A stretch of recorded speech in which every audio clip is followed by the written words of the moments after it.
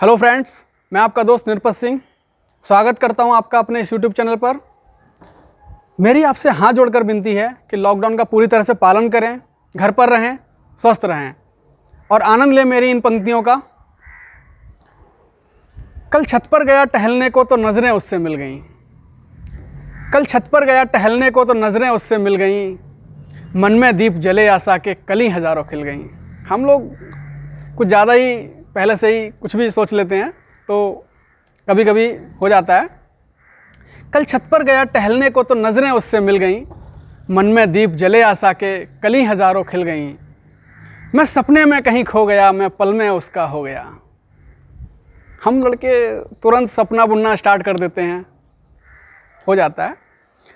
मैं सपनों में कहीं खो गया, मैं पल में उसका हो गया। We are made for each other, ये सोचकर मैंने उसको आवाज़ दी। We are made for each other, ये सोचकर मैंने उसको आवाज़ दी। मैंने उसको आवाज़ दी। सुनकर वो हल्का मुस्काई, सुनकर वो हल्का मुस्काई। फिर पलकें उसने दी झुका, फिर शर्मा कर वो मुस्कुरा कर वहाँ से फिर चली गई।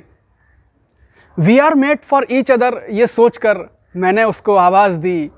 सुनकर वो हल्का मुस्काई, फिर पलकें उसने दी झुका, फिर शर्मा कर वो मुस्कुरा कर वहाँ से चली गई।